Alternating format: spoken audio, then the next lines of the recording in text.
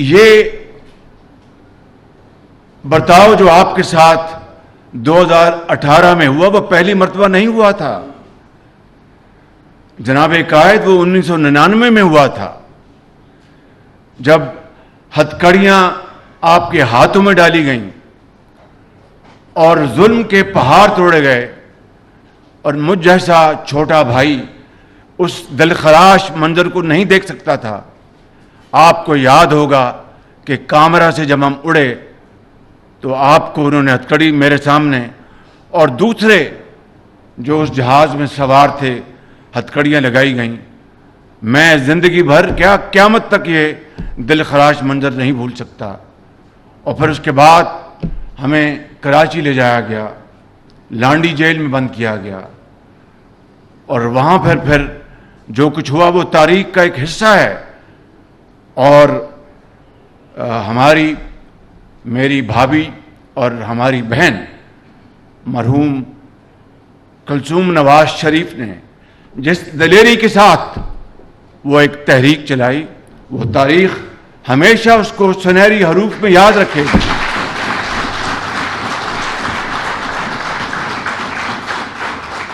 اور میں سلام پیش کرتا ہوں آپ سب کو، میں سلام پیش کرتا ہوں آپ سب کو جنہوں نے ان سخت ترین مرحلوں میں آپ نے نواز شریف کا ساتھ نہیں چھوڑا، ماں سوائے چند فصلی بڈیروں کے۔ آپ نے ہر چیز کا مقابلہ کیا دیوانہ وار، اور نواز شریف کے ساتھ آپ ہر لمحے موجود رہے۔ اور جناب قائد، میں تاریخ کو مختصر کرتا ہوں، آگے بڑھتا ہوں۔ جدہ میں ہم غریب الوطنی پر ہمیں مجبور کیا گیا، اور وہاں پھر جنرل مشرف نے ایک قانون جاری کیا، حکم نامہ، مارشل لائی حکم نامہ جاری کیا، جب آپ کو صدارت سے سبکدوش کیا گیا۔ یہ میں احسن اقبال صاحب کی خدمت میں تاریخ کا یہ جز میں شامل کرنا چاہتا تھا۔ اور اس وقت بھی جناب قائد اللہ تعالیٰ کے فضل و کرم سے مجھے آپ نے یہ امانت سونپی۔ یہ ہے وہ رشتہ محبتوں کا، اخوت کا، جو آپ نے ہم سب کو سکھایا۔ پارٹی کو آپ نے صفر سے آپ نے پارٹی کو آپ 100 پر لے کے گئے۔ اس سے پہلے کیا تھا؟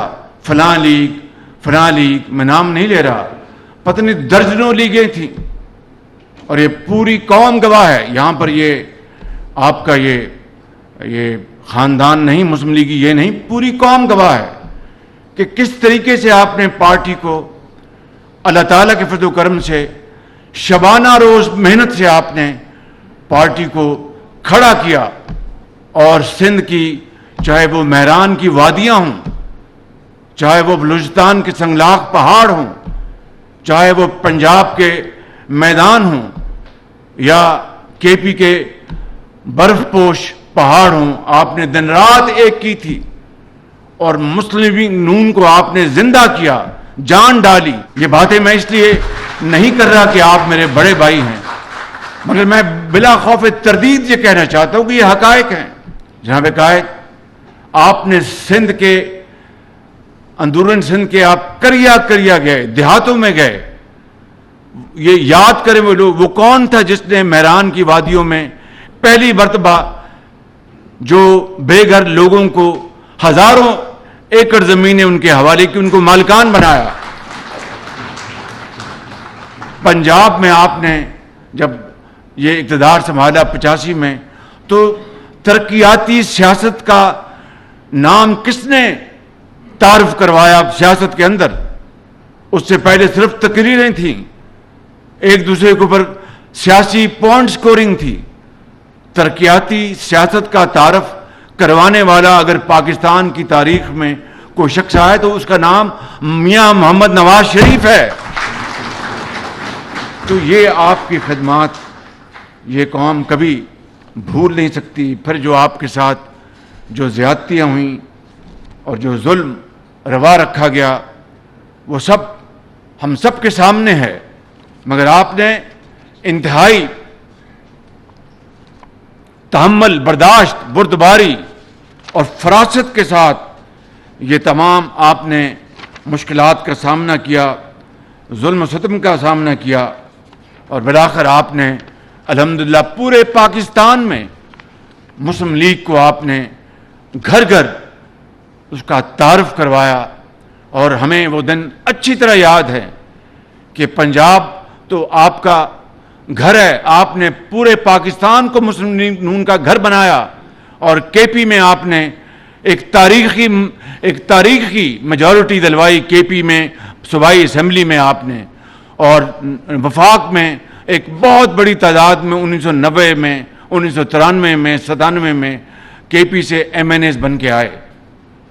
جناب قائد، اسی طریقے سے آپ نے، میں ان باتوں کو دہرانا نہیں چاہتا، صرف یہ عرض کرنا چاہتا ہوں کہ یہ آپ نے پاکستان کا مفاد اس کو سامنے رکھ کر کیا کیا آپ نے ایک دلیرانہ فیصلے کیے، تاریخ ان کو کبھی نہیں بلا سکے گی۔ میں اس بات کا گواہ ہوں، آج اور لوگ بھی اس بات کی گواہ ہیں کہ جس طرح آپ کو یہ کہا جا رہا تھا کہ جناب آپ بم دھماکہ نہ کریں اور $5 ارب لے لیں، اس میں کئی لوگ شامل ہیں، میں سمجھتا ہوں کہ ان کے ناموں کا پردہ رکھنا یہ ایک اچھی بات ہے، رہنا چاہیے، مگر آپ نے فیصلہ کیا کہ نہیں، مجھے پاکستان کے عظیم تر مفاد کا، مجھے اس کے لیے کوئی بھی قربانی دینی پڑے میں دوں گا، مگر پاکستان کو اس وقت انشاءاللہ ایٹمی طاقت بنائیں گے۔ اسی طریقے سے آپ نے کس طریقے سے دہشت گردی کا، پہلے آپ نے بردباری کا ثبوت دیا، آپ نے مشاورت کی، آپ نے ٹیمیں بھجوائیں ان کے پاس کہ بھئی دیکھو، پاکستان کے اندر امن قائم کرنا میرا فرض ہے، اولین ذمہ داری ہے، آپ اس کو ختم کریں۔ لیکن جب آپ نے دیکھا کہ ایسا ممکن نہیں ہے اور وہ وقت ضائع کر رہے ہیں، پھر آپ نے فیصلہ کیا کہ ہم نے دہشت گردی کے خلاف بھرپور کارروائی کرنی ہے، اور پوری قوم نے دیکھا کہ میاں محمد نواز شریف کے اس دور میں اور پھر افواج پاکستان کے ساتھ مل کر کس طرح آپ نے ملک کے اندر دہشت گردی کا خاتمہ کیا۔ تاریخ اس بات کی گواہ ہے، اور کبھی تاریخ اس آپ کی عظیم خدمت کو بھلا نہیں پائے گی۔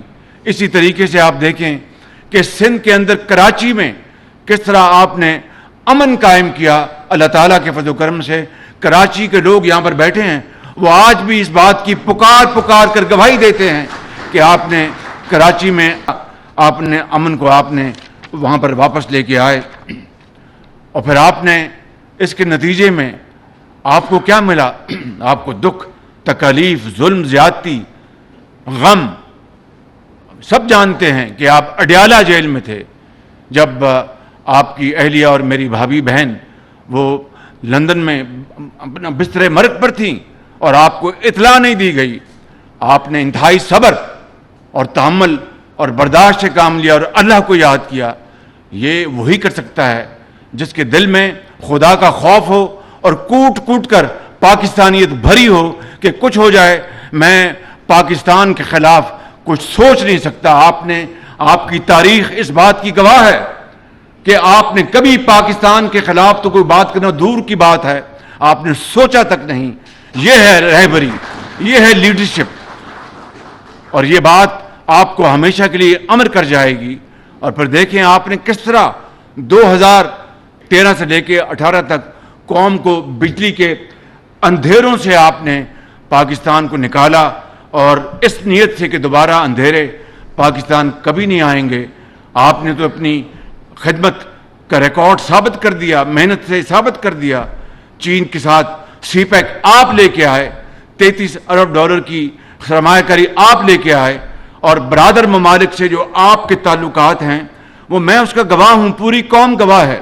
اور کس طرح اس کے بعد جو ایک نیا ماڈل رچایا گیا، بنایا گیا، برباد کر دی ہر چیز، خارجہ پالیسی بھی برباد ہو گئی، ترقی کا جنازہ نکل گیا، اور آج آپ نے میرے کاندھوں پہ یہ ذمہ داری ڈالی ہے، اور یہ بات ریکارڈ پہ رہنی چاہیے ریکارڈ پر رہنی چاہیے. میں نے آخری لمحوں بھی اپنے قائد کی منت کی کہ آپ وزیر اعظم بنیں, میں ورکر بن کر آپ کا کام کروں گا, لیکن انہوں نے یہ بات نہیں مانی. مجھ پر ذمہ داری. تو آج پہاڑ نما مسائل ہیں, چاہے وہ قرضوں کو لے لیں, معیشت کو لے لیں, آپ اپنے جو بے روزگاری کو لے لیں, مہنگائی کو لے لیں. آپ نے تو معیشت کو 6.5 پہ چھوڑا تھا, آپ نے گروتھ جو اس کی ترقی تھی جی ڈی پی کی, آپ نے تو مہنگائی کو 3.5% پہ لے کے آئے تھے. آپ نے اپنا پاکستان میں 20 گھنٹے کی لوڈ شیڈنگ کا خاتمہ کر دیا تھا. آپ نے پاکستان کو صحیح معنوں میں 2018 میں آپ ایشین ٹائیگر کی اس سٹیج پر لے آئے تھے, مگر اس کے نتیجے میں ایک اتنی بڑی سازش آپ کے خلاف نہیں کی گئی, پاکستان کی ترقی کے خلاف کی گئی, پاکستان کے مستقبل کے خلاف کی گئی, پاکستان کے کروڑوں عوام کے خلاف کی گئی, پاکستان کی جو احساس تھی اس کے خلاف کی گئی. اور اس سازش نے پاکستان کی جڑوں کو ہلا کے رکھ دیا, اور آج پاکستان ایسے نقطے پہ کھڑا ہے, ایسے مقام پر کھڑا ہے کہ اگر ہم نے سب نے مل کر اگر ہم نے اس کشتی کو مجدار سے نکالنے کے لیے پوری کوشش نہ کی اور کنارے پر لانے کی کوشش نہ کی, تو آئندہ آنے والی نسلیں ہمیں معاف نہیں کریں گی. اور میرا یہ ایمان ہے جناب قائد, یہ کام آپ کر سکتے ہیں, قوم کو اکٹھا آپ کر سکتے ہیں, قوم کو یکجا آپ کر سکتے ہیں, یکجہتی آپ لا سکتے ہیں. اور میں سمجھتا ہوں کہ اس سے بہتر, باقی تو سب اللہ تعالیٰ کے ہاتھ میں ہے, کہ میرا ایمان ہے کہ اس سے بہتر اور کوئی موقع نہیں ہو سکتا کہ آپ آج اس دکھی قوم کو آپ اکٹھا کریں اور اس قوم کو آپ آگے لے کر چلیں. میں سمجھتا ہوں کہ ہمیں سب کو مل کر, اور میں دوسری سیاسی پارٹیوں کے زعماء سے بھی کہوں گا کہ آئیں نواز شریف کے ساتھ مل کر اکٹھے ہوں, اس قوم کے دکھوں پر مرہم رکھیں, زخموں پر مرہم رکھیں, اور پاکستان کو صحیح معنوں میں جو حضرت قائد اعظم کا جو خواب تھا اس کی تعبیر کے لیے ہم اکٹھے ہو جائیں, اور دن رات ہم پاکستان کی ترقی اور خوشحالی کے لیے ہم جڑ جائیں. جناب قائد, یہ مشکل تو ضرور ہے لیکن ناممکن نہیں, اور میں سمجھتا ہوں کہ انشاءاللہ اللہ تعالیٰ نے چاہا تو آپ کی سربراہی میں انشاءاللہ ہم یہ کام آگے بڑھائیں گے. اور اس میں مجھے کہنے میں کوئی بات نہیں کہ اللہ تعالیٰ نے آپ کو وہ صلاحیتیں اور وہ تجربہ دیا ہے, وہ حوصلہ دیا ہے کہ آپ کبھی مشکلات سے گھبرائے نہیں. انشاءاللہ چین, سعودی عربیہ, قطر, UAE, کویت اور دوسرے ہمارے ممالک امریکہ, یورپ, سب سے تعلقات بہتر بنانے میں آپ کا ہمیشہ کلیدی کردار رہا ہے, اور انشاءاللہ اسی کو ہم آگے لے کر چلیں گے. جناب قائد, میں زیادہ وقت نہیں لوں گا, صرف چند گزارشات میں عرض کروں گا کہ یہاں پر وہ ہمارے انتہائی محترم اور جاں فروش, جاں باز ہمارے ساتھی بیٹھے ہیں جنہوں نے زندگی بھر آپ کا ساتھ نہیں چھوڑا, اور وہ قیامت تک, قبر تک آپ کا ساتھ نہیں چھوڑیں گے. انہوں نے آپ کے ساتھ جیلیں کاٹی ہیں, انہوں نے آپ کے ساتھ بڑی صعوبتیں برداشت کی. میں کس کس کا نام لوں, یہاں پر سب موجود ہیں. رانا ثناء اللہ کو لے لیں, سعد رفیق کو لے لیں, ان کے بھائی کو لے لیں, یہ احسن اقبال کو لے لیں, مریم نواز شریف کو لے لیں, حمزہ شہباز شریف کو لے لیں, اور یہاں پر دوسرے, میں معافی چاہتا ہوں اگر کسی کا میں نام نہ لے سکوں, خواجہ آصف کو لے لیں, اور دوسروں نے بھی حنیف عباسی کو لے لیں, عمر بھر کی قید اس کو ہو گئی. رانا ثناء اللہ کو اپنے جعلی کیس پہ سزا ہو گئی, اور اسی طرح اور بھی ساتھی درجہ بدرجہ ورکروں نے بڑی, انہوں نے اذیتیں برداشت کی ہیں, انہوں نے تکالیف برداشت کی ہیں. میری آپ سے ایک درخواست ہے, آپ سے بہتر کوئی نہیں جانتا کہ پارٹی کا کون وفادار ہے اور کون فصلی بٹیرا ہے. آپ کی لیگسی انشاءاللہ اللہ تعالیٰ بنائے گا. آپ نے دوبارہ پاکستان کی خدمت آپ کا اس وقت بھی کر رہے ہیں, مگر بطور صدر بھی آپ نے جب خدمت کرنی ہے تو پارٹی کو انشاءاللہ آپ سے بہتر کوئی شخص نہیں ہے جو پارٹی کو مضبوط بنیادوں پر اس کو استوار کرے, کیونکہ یہ اللہ تعالیٰ کا حکم ہے, اللہ تعالیٰ کا یہ نظام ہے کہ ہر ایک نے اپنی اننگز کھیلنی اور آگے چلے جانا ہے.